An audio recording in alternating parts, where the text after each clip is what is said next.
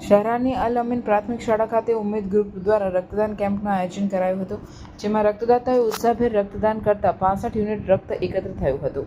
પંચમહાલ જિલ્લાના શહેરા નગરમાં આવેલી અલ અમીન પ્રાથમિક શાળા ખાતે સમસ્ત મુસ્લિમ સમાજ, ઉમ્મીદ ગ્રુપ અને રેડ ક્રોસ સોસાયટી ગોધરાના સહયોગથી રક્તદાન કેમ્પનું આયોજન કરવામાં આવ્યું હતું.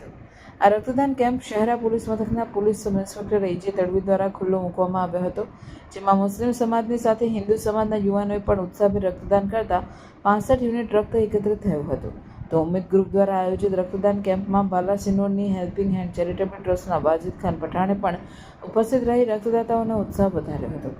આ રક્તદાન કેમ્પમાં રક્તદાન કરનાર રક્તદાતાઓને પોલીસ સબ ઇન્સ્પેક્ટર એજે તડવી અને કાંચી સમાજના આગેવાનો તેમજ ઉમ્મીદ ગ્રુપ દ્વારા શુભેચ્છાઓ પાઠવી પ્રમાણપત્ર અને ગિફ્ટ આપી પ્રોત્સાહિત કર્યા હતા. આ રક્તદાન કેમ્પમાં શહેરા કાંચી સમાજના આગેવાનો સહિત શેખ કાંચી પંચ કમિટીના સભ્યો તેમજ ઉમ્મીદ ગ્રુપના સભ્યો ઉપસ્થિત રહ્યા હતા. રિપોર્ટર ઉવેશ શેખ, પંચમહાલ.